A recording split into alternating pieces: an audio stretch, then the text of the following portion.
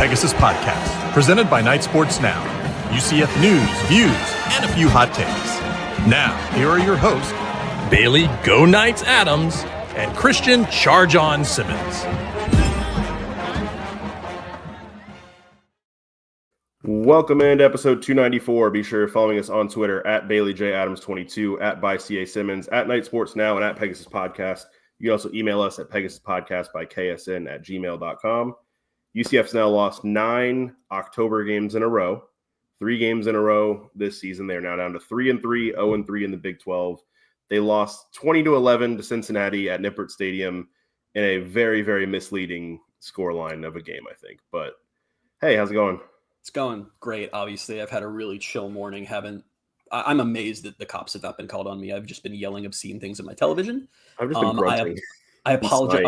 I apologize to my neighbors who I do not know because they probably think that something horrible has been happening here. But yeah, I do think that the great thing about what happened is they had that stupid touchdown at the end of the game to make it 20-11. And now what's great is that for the vast majority of people in the world who were not following the UCF Cincinnati game while Alabama, Missouri, and all this other stuff is going on, like most people, literally everybody except like us and the 44 people watching right now, like we're the only people in on this. They're going to see that score and go, oh, okay, yeah, all right, whatever. UCF lost a close one. So we get to hide that was the worst offensive performance we've seen from UCF probably since the 2015 season. Listen, at 2 different points, I texted you and I said, I have a feeling they're going to get shut out. Listen, Papa, I was wearing UCF gear earlier. I'm about to go hit the driving range, and I changed. I don't want to wear UCF stuff to the driving range. Papa, which I don't like having to say the name Papa to say that comment, was pointing out that Bailey can't even be wearing UCF gear. But go ahead.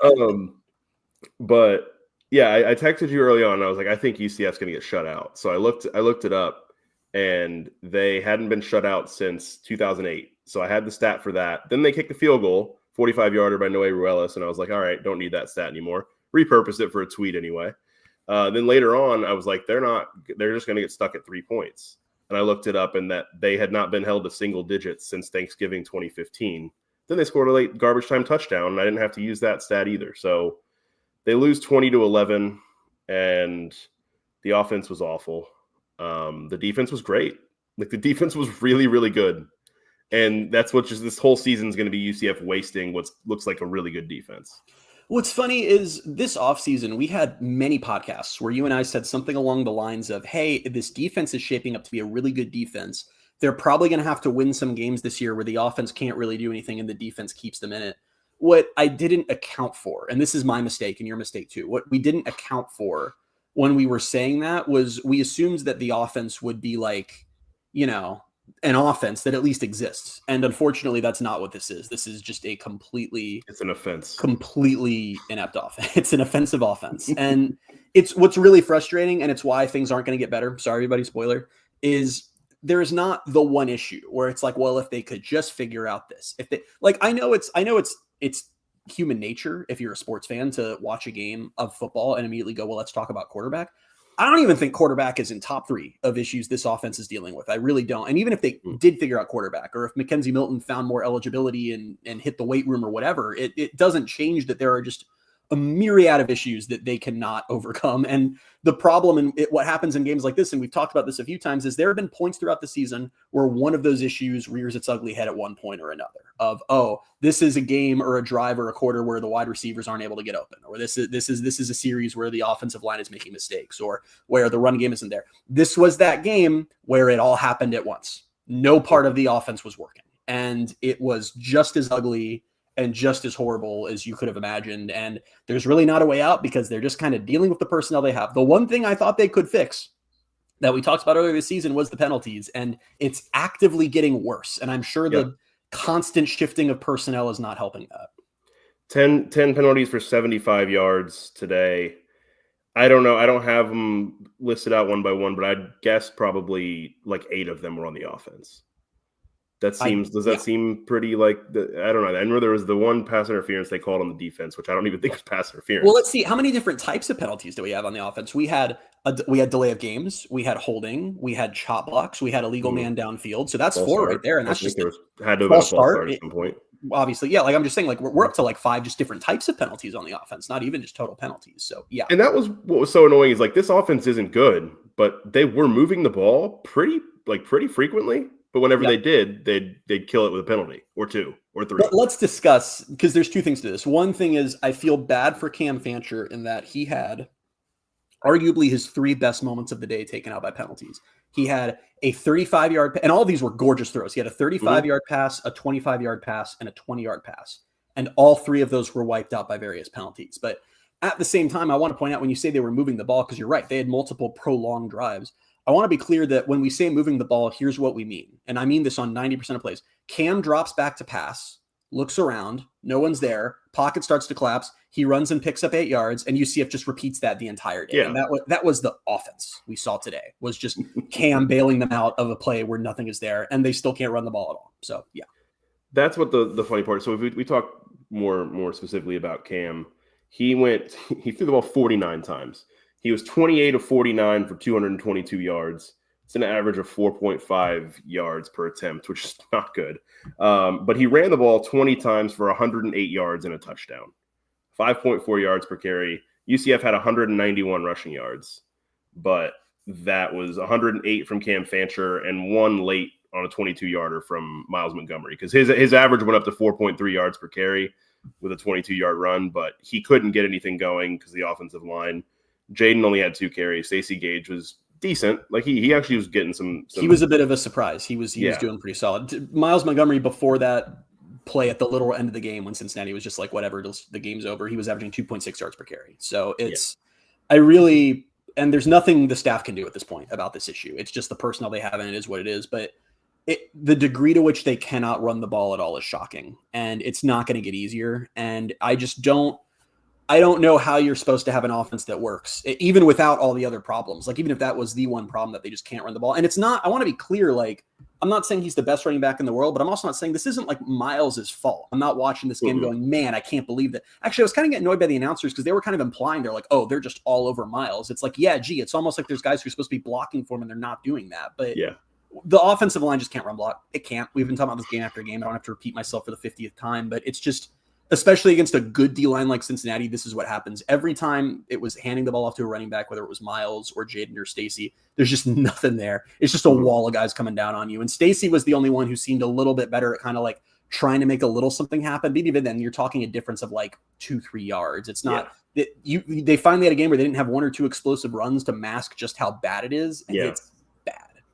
Instead, what masked how bad it is a little bit more was just Cam Fancher running for 108 yards.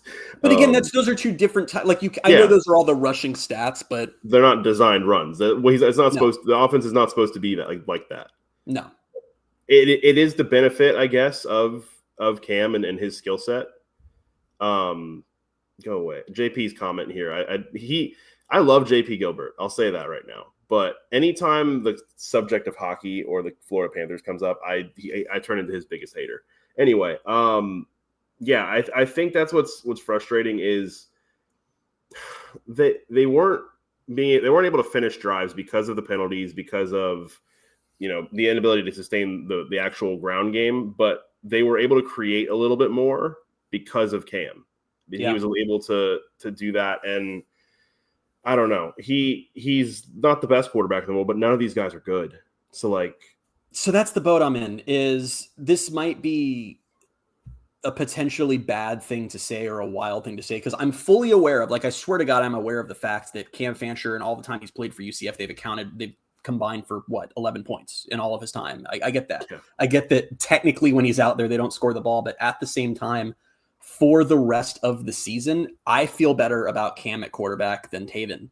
And that's not a knock on Taven. And I want to be clear that I didn't come away from this game and go, wow, they've got something with Cam. Guys, spoiler alert, they don't got something with anybody. Like, the offense just isn't good this year. It is what it is. They have the players they have. But we talked about the last couple of games that there were some awareness issues with Taven where he wasn't feeling pressure, and that was getting him hurt. And that cost him, that knocked him out of the last game. And Cam is a lot faster, a lot better at sensing pressure. There were a lot of situations, he did some dumb things here and there, but a lot of situations where he was able to get out of there. And to me, it's less about who's the better quarterback or who's the guy for the future. It's just this offensive line is a dramatic problem. And I feel like their maybe best way to create offensive yards going forward is when things collapse, they have a quarterback who can get something done with his legs. And that's not Taven, it's Cam. And I think the difference between their passing, I don't think Taven is significantly better than Cam. I actually think Cam is a better downfield passer than Taven. So for me, none of the options are ideal, but I feel better about Cam because I feel like he at least helps somewhat mitigate the offensive line problems, whereas Taven, I don't think does at all. And whenever he did have time to throw, and again, you mentioned the ones that he had wiped off the board by penalties, but like he does throw a nice ball downfield. Like he does throw a good ball.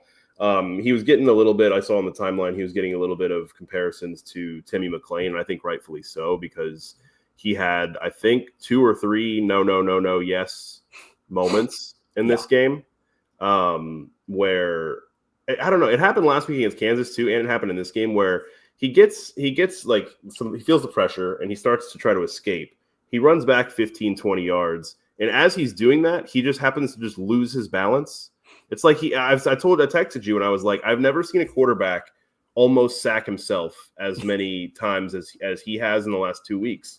He did the self-tackle maneuver, but missed his tackle. Like, I don't know how to describe it. It was, he managed to stay up, but he's unhinged, but I really I feel like they need a little bit of unhinged right now. And I do think that the schedule is lightening up a little bit here. They have a game next week that has gone from that's going to be one of their wins to that is an absolute, complete, total must-win game. You cannot lose to West Virginia. This season's totally shot, but I do think his skill set is going to shine even more against bad competition because credit where credit is due.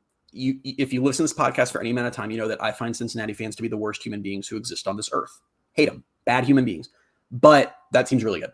And I do feel like on a lighter schedule against some worse defenses, I do feel like what Cam brings, especially with his legs, will shine. So I don't know. I'm curious what they do next week because I don't think he did anything where it's like, absolutely, yes, it has to be Cam. Again, none of these guys are like elite quarterbacks, obviously, but that element he brings is something that Taven doesn't. And I just think given the offensive line problems, you have to weigh that at this point. You just have to. It's a bad situation you find yourself in. And I tweeted this early in the game when they were talking about the quarterback situation. And they said that Cam Fancher is the most consistent of the quarterbacks on UCF's roster. And I was like, that's an indictment on our situation. That's not like a credit to Cam. That's just like, oh no. You're also not in a great situation when I think maybe, I don't know if it was the longest play of the day, but it was one of the longer and best plays of the day was that chaos play on I think it was on the 4th down where I don't even know how to describe what happened. Cam, again, runs around, scrambles around, somehow gets the ball off. It gets deflected backward to Dylan Wade for like a 30-yard gain. And that might have been their most explosive play of the day. And they definitely, you cannot draw it up that way unless you're a child. If your most explosive play of the day is a play that didn't work, then you're having a bad day. Like the play failed, that the ball just happened to bounce into the hands of a UCF receiver. It's so frustrating how bad this offense is. It's really, we talked like I said, it's weird because we've done, this is our 5th season having this podcast. And obviously both of us have followed UCF and covered UCF long before that even. And you always predict what's going to happen. It's what you do. And of course, because it's college football, the predictions it never works out that way. What's funny about the season is it kind of has worked out how most of us thought it was going to go. We all talked a lot this offseason about it's probably going to be a pretty good defense and a pretty bad offense. The biggest surprise has just been the degree to which the offense is bad. It's so much worse than my worst nightmares of what it was going to look like. And I'm stressed now because part of me is like, we just did a podcast before this game where we got on here and said, hey, they're going to lose this game. And I actually, if you had told me at the time with no context that they only would have lost by 9 points, I probably would have gone, hey, okay, I'm encouraged by that. But when you see how that game plays out, you just can't help but feel worse about the rest of the season. How can you not after watching that offense? It's such a weird difference right now. And I don't think it's completely 1-for-1, between Taven and Cam, but it's like you look at their offensive performance today, and it bottomed out today. Like obviously, 11 points is their low point of the season. They really got those 8 points with like 2 minutes left. The offense was completely disjointed. Even last week when they didn't score in the second half, they scored 20 in the first half. So you're kind of like, all right, but I don't know that it's a difference of okay, well that's what they did with Cam in the game. And that's because when we talked about it on the post game last week. Taven was the one who started that second half last week, and the offense did nothing. So the offense has been trending 3 in the wrong drives direction. of absolutely. I am confused a little bit by how these narratives are like the offense stall happened with Taven last week. That it just continued when they switched to Cam. And the offense getting down to the 1 yard line and not scoring happened when Cam was in. So it's like the downturn happened. It's been a trend downward for 6 quarters now, and I don't think that's all on Cam. It's also directly coincided with them playing better teams, which is part of this. That's the other thing I was going to say was this is a better team, better defense than what they saw last week. And every team played has been progressively better. Like Kansas State to Kansas to Cincinnati, it's been better team. So it's getting harder. I want to bring up really quickly. Okay, go ahead. Sorry, Rodrigo Campos says Christian ... I always love when people include the ... It really helps me pace myself as I read. Christian, don't you also have to weigh in that the offensive line connection with Cam seems to be way worse? The center and him are not on the same page clearly. Yeah, that I get that, and that's because they changed the quarterback. Like you always see that when a team changes quarterback. Like that's the nature of this season that they've been flip-flopping between quarterbacks. I don't think that you can say like if they stick with Cam, that will get better. My take at this point is you got to pick someone to stick with. And I know that injuries have mainly dictated this. And that's another pro for Cam in my book is because Taven's still banged up. I think there's a good chance he's going to get hurt again because he's going to keep taking those hits.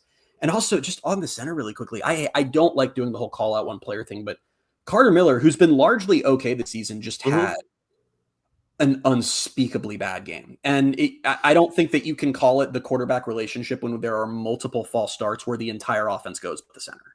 And there were multiple snaps that ended up in the dirt. I don't know what it was. Just a really 6 or 7 or 8 errant snaps where even if they were not in the dirt, it was like up this way, and that is the kind of thing that will get better. But none of those were disastrous. Cam saved them all, and I don't think Taven does, to be honest. But I really think that, and I don't know if we want to talk a little more about the penalties now because there were a ton of them. But I do think part of the penalty, well, maybe not part of the penalty problem, but the main part of it is because we all just sit here, whether it's on Twitter or texting each other or whatever, going, how has this not been addressed or fixed in any meaningful way? This has been a problem since the first game of the season. And a big part of it, in my opinion, is, and I understand they're doing what they have to do given the team they have, but the constant churn of personnel on offense. It's so like whether it's offensive linemen, they're platoon swapping guys. There's this guy and there's that guy and a bunch of different tight ends that change the quarterback. It's like, how can you, I'm not surprised the offense is incapable of getting on the same page because there's no starting offense. It's just a constant churn of guys at basically every single position.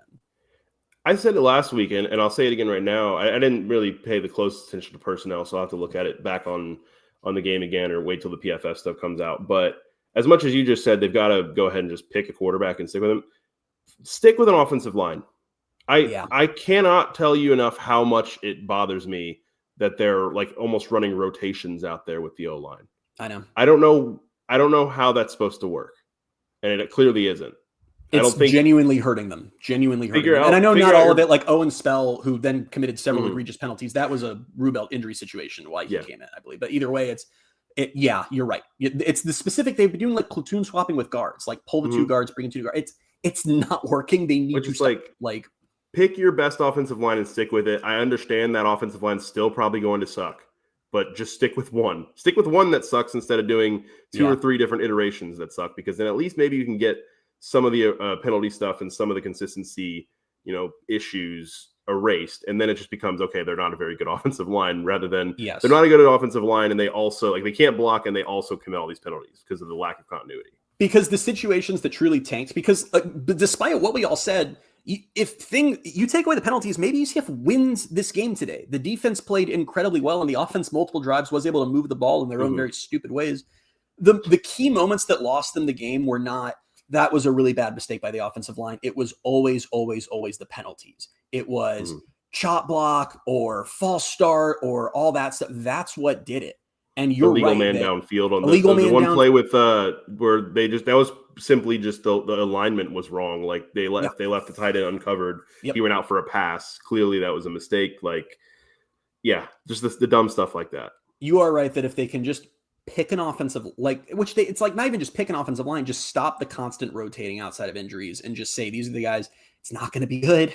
It's fine, but at least maybe you can cut back on the penalties. And again, I think it's the same thing as much as injuries can allow you to stick with a quarterback. It's just, and even tight end, I feel like we're getting like 5 tight ends are playing every game now. I really, if we don't start seeing some consistency, it's like, that's the only way to fix the penalties at this point.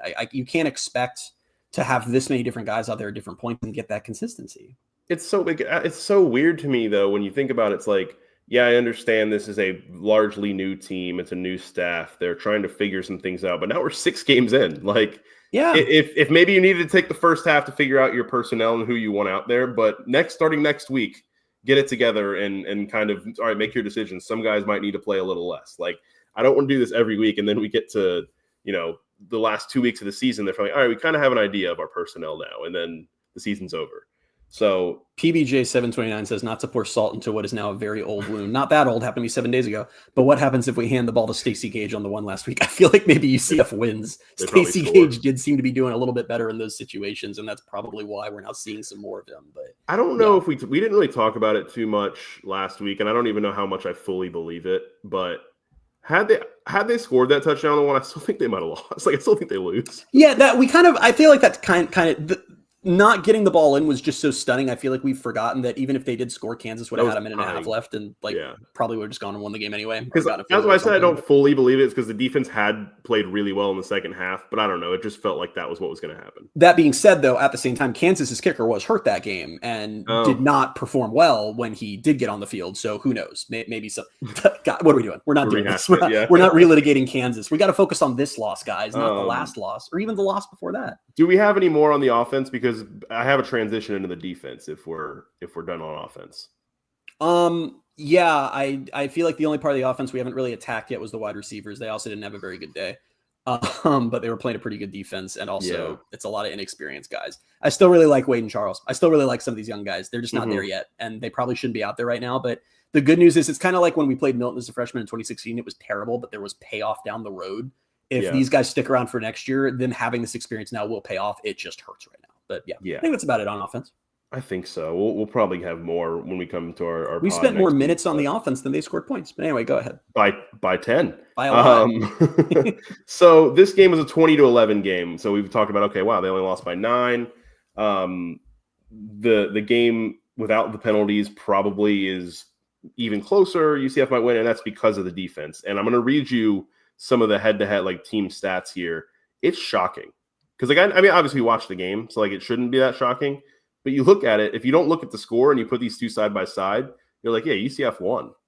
Because UCF, they had more first downs, 26-14. They were 7 of 18 on third down. Cincinnati was 2 of 9. Fourth down, UCF was 3 of 6. So I guess the necessity of having to go for it on fourth down 6 times isn't great. UCF outgained them 413 to 306. Outpassed them 222 to 191. Outrushed them 191 to 115. Had more penalties. And the time of possession, UCF 39 minutes and 44 seconds. Cincinnati 20 minutes and 16 seconds. We spent controlled the entire game and somehow was never in the game. Do you have any idea how hard that is to do? We spent a lot of the preview podcast talking about how good the Cincinnati offense had been playing, how great Brendan Sorsby had been. He went 12 of 21 for 191 yards and 2 touchdowns. It's not bad, obviously. No, but it's not. 12 of 21 is not very efficient. And it wasn't anything special. They didn't run the ball they didn't run the ball super well. And the only knock, and this isn't even really a knock on the defense, is just the offense. UCF's offense is so bad that UCF's defense needs to come up with a pick or a forced fumble. They need to get the ball. And that's not easy to do, obviously, especially against a good offense. But they played so well in this game and held Cincinnati to the second fewest points they've scored this year. They've only scored fewer against Nebraska, which is kind of a funny tie. They came in averaging almost 40 points a game, and they got held to 20. The defense, the worst thing I can say about the defense is what you just said. They need to start scoring because we need the help. That's literally the worst thing you can say. And I think that the biggest difference between the offense and the defense, and this is going to sound stupid because it's basic, but we've talked about this in the last couple of shows. The problem with the offense is they just don't have any playmakers. And the defense essentially has playmakers at every position. There were so many different guys who had highlight moments today, whether it was Cole Kozlowski or Phillip Dunham. Najee Kelly was every day. John Walker was all over it. I really, it's the defense is just filled with guys who make plays, who can individually make plays and can come together as a unit to shut down an offense. And my copium on this is it's unfortunate that there are games like this where the defense played really well. And if you had taken this defense and handed them almost any other Big 12 offense, like go give them Iowa State's offense or Kansas State's or whatever, it would have been a blowout win for UCF. And that sucks that they don't have that right now. The flip side is you're getting to the games now that you have to win, and it starts next week with West Virginia. You're hopeful that this defense against the teams of that caliber, like West Virginia's anemic offense, Oklahoma State, Houston even potentially, even though they keep winning games, I just keep talking myself into them being bad because I can't deal with the idea of UCF losing the space game. The hope is that the offense will be able to perform against them, and the defense will not just limit them like they limited Cincinnati, but shut them down. So that's like they did with the UNC. hope I'm holding on to. Exactly right, like they did it with UNC. We talked about it last week with the Kansas game. They had those 2 drives early on in the third quarter where they were giving up some big plays, but they held them to field goals. And then after that, the only points they allowed were on a 2-yard drive after the fumble that Taven had. Today, they allowed 3 points in the second half. That's crazy, man. This is a good freaking defense. And okay, can I do my apology? I guess I haven't on the podcast done it. I know I've talked to you about it. Yeah. We were remarkably harsh on this podcast about Alex Grinch and the idea of UCF hiring him. I thought it was a nonsense decision. Thought it was an expensive decision, and I did not see the logic behind it. And you never know what happens. We watched the 2022 defense with Travis Williams start to fall apart toward the end of the year. Of course, at the time, that was kind of rumored because, like he's leaving. Players knew that, whatever. But this defense has, I apologize to Alex Grinch for what we were wrong. We were flat out wrong. The defense has been really effective all year long, and honestly, credit to him because he definitely was not in the same hole Frost was. The defense was returning a lot more pieces, and I think that shows. But still, a lot of the guys they brought in from the portal have been big time hits, and the defense had not only not been the like broken or confused defense that Alex Grinch has always been accused of, but it's just been a really sound, solid defense that doesn't make a lot of mistakes, to be honest. Yeah. Props there aren't a ton of like the explosive broken plays. I know the first touchdown today was somebody blew a coverage.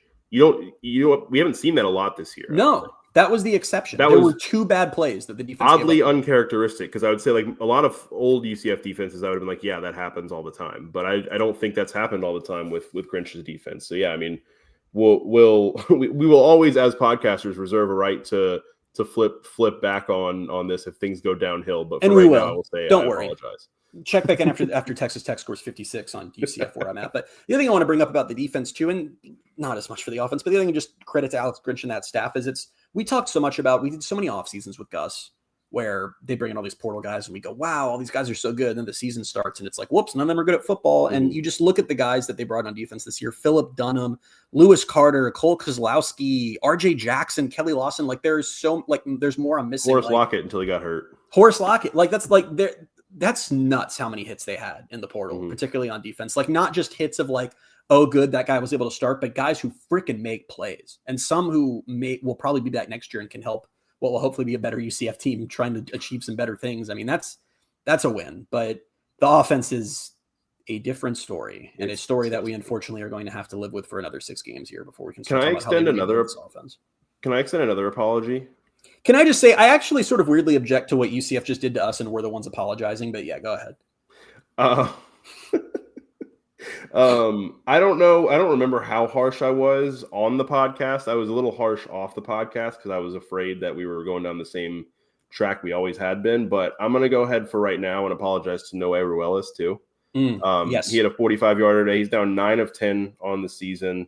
I think he missed like a 44-yarder. Like, I don't even know when that was at this point. I don't remember. It was early on. What game? Yeah, it was early in the season. But he's 9 of 10 so far. And even when he went out for a 45-yarder today, while UCF was down, I think it was at 17-0 at the time or 14-0, I felt confident that he was going to make it. And he made it pretty easily. And so I was like, oh, all right, maybe like UCF has its best kicker in a while, which is unfortunate because the offense stinks and doesn't get him into field goal range that often. So, but you're hoping, again, against some lesser defenses, that's probably going to become key this season, because this is an offense that is just going to stall out. And there's going to be a situation where it's 3rd and 3 and you're like, oh, here we go. UCF can try to score a touchdown. And then you're going to get holding offense and it's going to be, 3rd and 13. And then you need Noé Ruelas to kick a field goal. So yeah, props to him. He's had a really, really solid season. It's just, it sucks that we can sit here on this podcast and talk about, kicking game's been really good. Anthony Vanieri at punter hasn't been terrible. Not like anything insane, but he's not like costing them moments. Defense has been really good. It's just the offense, and it's just broken in so many ways that there's just not a lot of hope for it to get better. But I mean, I really can't overstate. I don't want to and we're going to obviously talk about this more on our podcast this week, but I can't overstate how critical this West Virginia game is. If you lose this game, season is absolutely over. You cannot find wins to get to a bowl if you can't get this West Virginia game. And West Virginia has been playing. They're the same situation as UCF, except it's gone even worse. I mean, they literally have 2 wins on the season. Robert Morris and Pitt, which Pitt was in overtime, and that's a rivalry game. So, of course, there's always different stuff. They lost to Ohio. They got blown out by Kansas. They got blown out by Utah. They got blown out by BYU. They're bad on offense. They're bad on defense. If you can't win that game at home for your homecoming game, then this just went from, I hope they can sneak into a bowl, to this team might not win another game this year. So it's an important week. It's a very important week. Yeah, which is scary. That's why the Kansas game felt so annoying at the time. Because it was they had the shot here. And I'd feel a lot different right now if they were 4-2 and actually had won a game to start October. Now we're doing the thing where they're going into their last game of October. I don't know why I'm stuck on this October thing, but I am. They've now lost 9 in a row. If they lose to West Virginia, that's 10 in a row, and they won't have a chance to win one until next year. And we're going to talk about it all over again when the calendar flips to October next year. I'm extra in on the October thing now because I found out that there's this running thing with Maryland fans about that they're the team that can't win in October under Loxley. This is a long running thing for them. I found out they've won 40% of their October games under him. They don't know the meaning of not being able to win in October. They don't understand. October 29th, 2022 was the last one for UCF. UCF, it's not we don't win in October. UCF physically has not shown since joining the Big 12 that they are capable of winning a game in the month of October. So get out of here with your we don't win often. UCF doesn't do it at all. So I do think it ends next week. I really strongly believe they're going to beat West Virginia. It's just, it sucks that we're in the situation of if they don't, it's catastrophic. It's got to happen. Because this is, we talked about it all offseason. I was just don't go on the long losing streak. This is 3 losses in a row now. I wouldn't qualify this yet as a long losing streak. Maybe because we've had the 5-game losing streaks last year and the year before, where there was also a bye mixed in. So they went 6 weeks without winning a game. Also because when they lost to Kansas State, we said, hey, this is gearing up to be a 3-game losing streak going to that West Virginia game now. But we knew this was coming. It's just coming in an incredibly. But you lose next week. You lose next week, and it's a 4-game losing streak, and then there's a bye week. So then I start screaming. Yeah, bad. Yes. Which the other thing is, I don't think I said it on the podcast this week because we did know the time, but I'm frustrated with the kickoff time because now I won't be able to go to the West Virginia game. And you brought up the fact to me is even if they win that game, I won't see UCF win a game in person for maybe 2 months by the time they do it again next when I'm there. So yeah, you're screwed, man. That's fun. I don't know. Anything else you want? I know maybe you want to talk about the gold pants. I did want to talk about the gold pants. Are we good with everything? Can we do uniforms? I think now? so. All right. To those of you who don't care, thanks for listening, everybody. For those of you who do care, we're going to talk about the uniforms. What if I clicked out? That'd be so funny. You just left me to. You're replaced with a photo of the gold pants, and I just started it's a seminar and go on about them. I honestly last year I would really kind of chicken out of when they lost. I wouldn't do uniform talk because I know people really don't want to hear about uniforms when they're losing. But it comes to a certain point where I just realized that it's my podcast and we can do whatever the hell we want on here. I would say it comes to a point where it's brother, that's your brand. So you got to do that. Have to do it. I like to think that even after a loss, there's some people who still want to hear it or appreciate it. And I know there are because some of you reached out and said stuff on Twitter, and that's great. I love that we're all freaks like this together and we care about this stuff. But let's talk about the gold pants. This is UCF's first loss wearing gold pants since 2015. Wow. Yeah, because they wore them for, hold on. I can do this. They wore them for Houston in 2020, and they won that game. They wore them for East Carolina in 2021, and they won that game. They wore them for FAU in 2022, and this is their first loss in gold pants since the dark ages. That's crazy. UCF, a little dishonest with their gold pants. This is one of those things that I'm the only person on earth who could possibly be upset about, but UCF released the uniform reveal for their gold pants this week. You saw it on social media, and I saw that, and I was like, oh, great, good shade. Think the shade's a lot better. This is the best looking shade of gold UCF's had so far.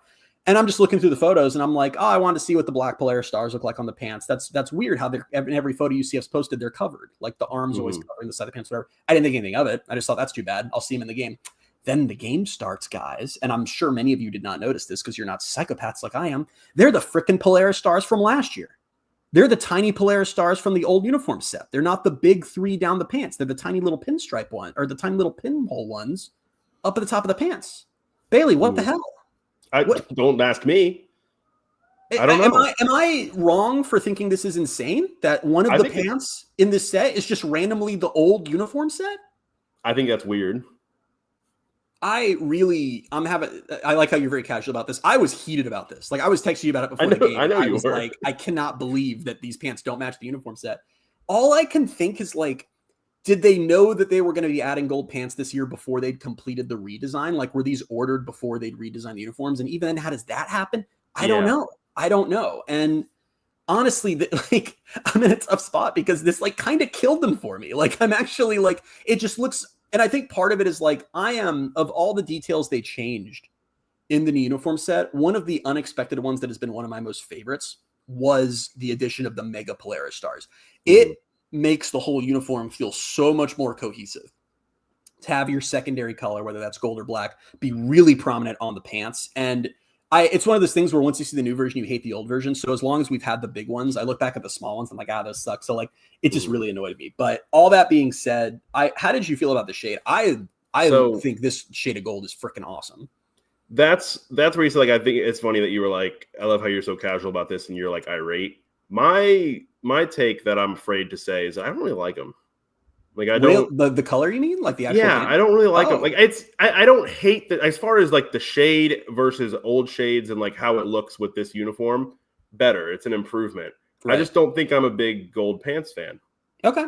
Like I don't know. I think I could just do without them. Like I didn't look at that combo and like was like, oh my god, it's amazing. Well, I guess I'm trying to figure out what I'm trying to say here because, like, listen, it's gold pants. I didn't see it, and I was like, oh my god, this is Drip U at its finest. A lot of people did. Have gold pants. Well, not just Wild Bill. The worst thing that's come from this is everyone saw those and went, oh, I like this shade. They should do jerseys now. And you guys are still wrong about this. And you guys need to stop and need to help it. No, I think this shade is, because we've gone through a few iterations of shades, but UCF's always been on that very like gold, when we're not talking about gold as a texture, but as a color, it's on the scale of brown to yellow. And every gold is going to be somewhere on that scale. UCF's always trended pretty far towards yellow. Like it's like a yellowy gold, that like light yellow is kind of like that sort of pale color is what they've always had back to the O'Leary jerseys. And that's the gold pants we've seen through the last 2 uniform sets. This went way more towards brown. It's that darker, deeper gold.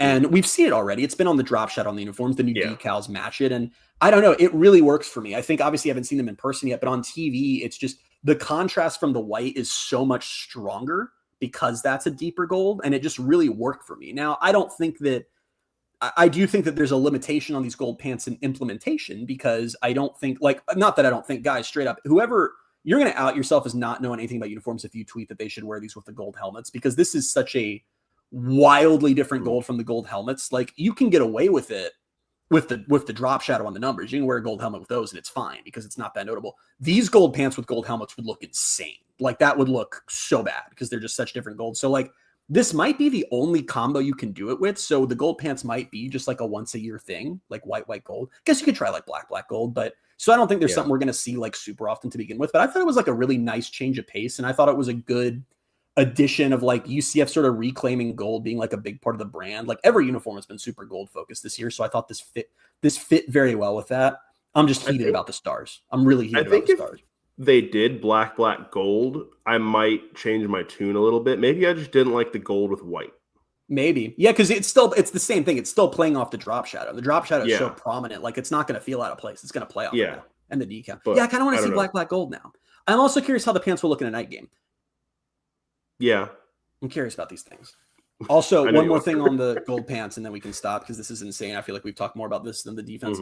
Thank the good Lord that EA was wrong, because when the college football video game dropped this summer, they had the gold pants in there, and they were like Iowa yellow. And I even said on the podcast, I'm like, there's no way UCF would do this to us. Like, there's no way they would do that. But yeah, gold pants. I like them. I really, really need them to fix the Polaris stars for next year. I'm assuming they will do that. I don't know what happened there. That had to be some kind of. There's no way UCF just was like. It wasn't. It couldn't have been a conscious pants. Like let's do. There's no way. There's literally no way. It had to be some kind of. I'm just curious. Especially with how much they promoted the fact that with the new uniform set, the Polaris stars are so much bigger. Like they promoted that pretty heavily themselves. So there's no way they were like, let's make them smaller on the gold pants. So the I'm only sure it was thing something I can think of is the gold pants were ordered. Do you no? Yeah, but see, this doesn't even make sense because I was going to say I wonder if the gold pants were like meant to be used for last year, maybe, and then they didn't get here on time. It's or the something. new gold with the drop. It's the new gold. Yeah. It wouldn't have matched the gold on the only. I don't understand it. I don't get it. I'm confused. I'm very confused. Yeah, I don't get it, man. We gotta get to the bottom of this. Next week on an investigative episode of the Pegasus Podcast, the Polaris stars don't match. Christian and Bailey dive into why this may be the case. Who's to blame? Tune in on Monday to find out. It'd be funny to release that as just an investigative special, like not even our normal episode. We just drop like a 30-minute conversation of our findings. It's like me walking around on campus with a microphone, like knocking on the equipment room door and being like, we're going to see if they're going to answer for what they've done. They say, get out. And then there's you just being escorted off campus. There's going to be them saying, are you aware that you're the only human being on earth who cares? Like that's going to be the response. Surely not, though. I'm sure you're saying that. And then there's going to be people like that are agreeing. So I think that's part I was of it. losing my mind, but it's fine. Anything else before we get out of here? We've once again gone 40 minutes on our post-game podcast. These have just become, these are supposed to be a half hour and they're just, I think it's just 40 minutes now. Yeah, they're 40-minute podcasts. Thanks, guys. This has been great. I hope we helped you guys, get rant a little bit, feel a little better after that. Hey, if UCF doesn't win next week, then the season's over. So I'll leave you with that. Yeah, now I'm just going to be living just dread for next week until like they get to halftime and UCF's up by 35. Then I'll feel better. What if it's a close game? It probably will be down to the wire. UCF never is clearly in control. I mean, it probably will be. That's on the table. It better not be, but that is on the table. I think that's the likeliest possibility. I got to dig into West Virginia a little bit more before we get into the preview next week. But yeah, I don't know. I don't trust this team. I guess they did blow out North Carolina, but I don't know. I don't trust this team to be blowing out. We'll see. We're all going to find out together. It's going to be. Have they? Oh, I'm dumb. Never mind. Not going to say that. All right, let's go. We're going to get out of here. We'll be back next week, obviously, with episode 295. We'll talk a little bit maybe more about Cincinnati, anything we missed. And then we will preview West Virginia, which is a must-win game. And if they lose the game, season's over. So that's a fun week ahead to look forward to. We'll be back very soon. Until then, you can find us on Twitter at BaileyJAdams22, at @ByCASimmons, at Night Sports Now, and at Pegasus Podcast. Thank you guys so much for being with us. Thank you for joining us live, those of you who did, and we will talk to you soon. Bye, everybody.